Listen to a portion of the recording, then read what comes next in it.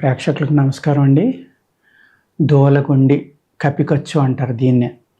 ఓకేనండి. కివాంజ్ అని కూడా అంటారు, అనేక పేర్లు ఉన్నాయి. పెద్ద దోలగుండి అంటాం మనం. ఇది కాయలు చిక్కుడుకాయలు కాస్తుంది, కానీ కొంచెం అడుగున బెండు ఉంటాయండి. దీని కాయ నిండా నువ్వు ఉంటుంది అనమాట. అది బాగా ఎండిపోతే అది గాలికి ఎగిరొచ్చి మీద పడినా కూడా ఒళ్ళంతా మంటలు వచ్చేస్తుంది, దద్దుర్లు వచ్చేస్తుంది అనమాట. దానికి తగిలామంటే దారుణంగా ఉంటుంది అనమాట. మనకి ఒళ్ళంతా దురద వచ్చేసి, ఈ దోలగొండి తగిలినప్పుడు ఏం చేస్తారంటే, దురద వచ్చినప్పుడు ఉత్తరేణి ఆకు యొక్క పసరు రాశారనుకోండి తగ్గిపోతుంది. లేదు, గేదె పేడ నీళ్ళలో వేసి పిసికి ఆ నీళ్లు రాసుకున్నా కూడా ఆ దురద తగ్గిపోతుందండి. ఇది తెలియక దాన్ని ముట్టుకుని అది ఎక్కువగా పొదల మీద పాకుతూ ఉంది. పొరపాటున పొదలోకి వెళ్తే కంటిలో పడినా, ఒంటి మీద పడినా, మొహం మీద పడినా భయంకరంగా వాసిపోతుంది అనమాట. వాపు వచ్చేసి మంట, దురద చాలా దారుణంగా ఉంటుంది. కాబట్టి విరుగుడు చెప్తున్నానండి నేను ముందర. ఓకేనా. ఇది వీర్యవృద్ధి చేయటంలో చాలా గొప్ప ఔషధం అన్నమాట. ఇది బలానికి. అదేవిధంగా కిడ్నీ శుద్ధి చేయడానికి కూడా చాలా బాగా పనిచేస్తుందండి. దీని యొక్క సమూల కషాయం, ఏదైతే దోలగొండి చెట్టు ఉందో అదే పాదు, ఆ పాదుని దోలగొండికాయలు అయిపోయాక కానీ, పూత మీద ఉండగా కానీ మొదలు కట్ చేసుకుని చిన్న చిన్న ముక్కలు చేసుకుని, ఆకులు కాడలు అన్నీ కూడా చక్కగా ఎండలో ఆరబెట్టుకుని దాచుకోండి. ఈ కిడ్నీ ప్రాబ్లం వచ్చిన వాళ్ళు ఇది ఒక స్పూన్ వేసుకుని కషాయం కాసి ఆ కషాయంలో కొంచెం పాలు కలుపుకొని తాగొచ్చు. మజ్జిగ అయితే బాగా పనిచేస్తుందండి పాలు కన్నా. ఎక్కువగా మీరు కాల్షియం ఉన్న ఆహారం తింటే కిడ్నీకి ఇబ్బంది, కాబట్టి కషాయం కూడా మీరు డైరెక్ట్గా తేనె లాంటితో కొద్దిగా కలుపుకొని తాగొచ్చు. ఇది మన బాడీలో ఉన్న ఈ మూత్రావయవాల్లో ఉన్న బ్లాకేజ్ని తగ్గించి, కొంతమందికి యూరిన్ సాఫీగా అవ్వదు, అటువంటి వాళ్ళకు కూడా ఈ దోలగొండి సమూల కషాయం పనిచేస్తుందండి.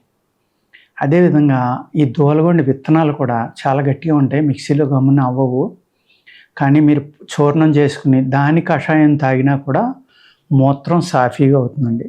ఈ యూరినరీ ప్రాబ్లమ్స్ ఉంటాయి చూడండి, మూత్రం పోయేటప్పుడు మంట, నొప్పి, ఇటువంటి అవన్నీ కూడా తగ్గుతాయండి. దీని వేరు చాలా మంచి స్టిమ్యులెంట్ అనమాట. చాలా అంటే చాలా. దీన్ని నలపడం చాలా కష్టం అండి, దూదిలే ఉంది.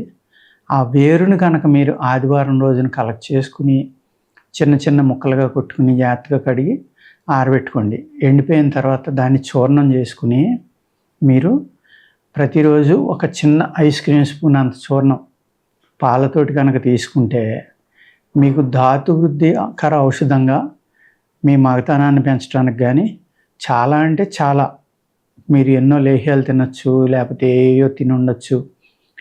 ఈ ఒక్క మూలికే అన్ని పనులు చేస్తుందండి, చాలా బాగా చేస్తుంది. దీని వేరు అనమాట. 1 నెల 2 నెలలు తాగాలి అంతే తప్ప తాగిన రోజున వెంటనే ఒక వారానికి 4 రోజులకి మిరకిల్స్ ఏమీ జరగవండి. చాలా బలం వస్తుంది అనమాట శారీరకంగా. ధాతువులు కూడా విపరీతంగా పెరుగుతాయండి. మగవాళ్ళలో ప్రాబ్లం ఉండటం వల్ల సంతానం ఎవరికైతే లేదో వాళ్ళు కూడా దీనిని తీసుకొచ్చండి. అదేవిధంగా దీని యొక్క చూర్ణం పెద్ద పల్లేరు కాయలు అంటాం మనం, గోక్షుర అంటామండి. దాని యొక్క చూర్ణం, ఈ రెండు కలుపుకుని మీరు ఈ చూర్ణం ఎంత ఉందో అంత భాగం పట్టిక బెల్లం కలుపుకోండి. పొడి సపోజ్ ఇదో ఒక 100 గ్రాములు తీసుకున్నారు, 200 అయింది. 200 గ్రాములు మీరు పట్టిక బెల్లం చూర్ణం కలుపుకోండి. అందులో తేనె కూడా కలుపుకుని లేహ్యంలా చేసుకుని రోజు పడుకునేటప్పుడు ఇంత ఉండ తిని, అంటే ఒక 10 గ్రామ్స్ తిని పాలు తాగి పడుకోండి. మీకు ధాతు వృద్ధి పెంచడంలో కానీ, కిడ్నీలు క్లీన్ చేయడంలో కానీ, కిడ్నీలు వాళ్ళ మట్టుకి పాలు వాడొద్దండి, అందులో కాల్షియం ఉంటుంది కాబట్టి మీరు నీళ్లతోటి తీసేసుకోండి, పర్వాలేదు, ఆ లేహ్యాన్ని పనిచేస్తుంది. ఈ విధంగా దోలగొండి చెట్టు యొక్క సర్వాంగాలు అంటే కాడ, వేరు, ఆకులు, గింజలు కూడా చాలా బాగా పనిచేస్తాయండి. ఇంకా బాగా పనిచేయాలి ఈ దోలగొండి అనేది మీరు అనుకుంటే కనుక దీనిని గింజల్ని మంచి ఆవు పాలు తీసుకుని అందులో ఉడకబెట్టండి. మెత్తగా ఉడికిలేక ఉడకబెట్టిన తర్వాత ఆ గింజల యొక్క పైన తోలు అంటాం కదా మనం, దాన్ని తీసేయండి. తీసేసిన తర్వాత అప్పుడు మళ్ళీ ఆ పాలలో వేసి బాగా కోవలేక ఉడికిపోయేలాగా చూసుకుని దాన్ని బాగా నూరుకోవాలి. కోవ ఎలా చేసుకుంటాం ఆ విధంగా నూరుకోండి. నూరుకుని అందులో కొంచెం చక్కెర, కొద్దిగా తేనె వేసి ఒక లేహ్యం లేక బాగా నూరుకుని దాన్ని గట్టిబడిలాగా నూరుకోవాలి. లేదంటే ఏమవుతుందంటే ఏమాత్రం మాయిశ్చర్ ఉన్నా అది నల్లబడిపోయి పాడైపోతుంది అన్నమాట. పాడవకుండా ఉండాలి అంటే మీరు అందులో కొద్దిగా నెయ్యి వేసుకోండి. లేకపోతే బాగా చూర్ణం అయిపోయేలాగా దీన్ని ఏదైతే పూర్తిగా ఉడికిపోయి పాలు కూడా చిక్కబడిపోయిన తర్వాత ఆ గింజలతోటి సహా ఆ చిక్కబడిన పాలతోటి సహా దీన్ని పేస్ట్గా నూరుకుని ఎండబెట్టి చూర్ణం చేసుకోండి. ఆ చూర్ణంలో కొంచెం నెయ్యి, తేనె, అంటే ఈ రెండు సమానంగా కలపకూడదండి. నెయ్యి, తేనె అనేది ఒకటి ఎక్కువ ఒకటి తక్కువ కలుపుకోవాలి. అలా కలుపుకుని రోజు ఒక 10 గ్రాములు మీరు పడుకునే ముందర పాలతోటి కానీ, కిడ్నీ ప్రాబ్లమ్స్ ఉన్నవాళ్ళు నీళ్ళతోటి తీసుకోండి. తీసుకుంటే కనుక చాలా బలం అన్నమాట. ఎంత ధాతువృద్ధి చేస్తుందంటే ఎవరైతే కొంచెం కిడ్నీ ప్రాబ్లం ఉండి ప్రోటీన్ లాస్ ఉండటం, మూత్రం సరిగ్గా అవ్వకపోవటం ఉందో వాళ్ళకు కూడా ఇది చాలా చక్కగా పనిచేస్తుందండి. మంచి బలాన్ని ఇస్తుంది శరీరానికి, మామూలు బలం కాదు. ధాతువులను పెంచడంలో చాలా చక్కని మందు అన్నమాట ఇది.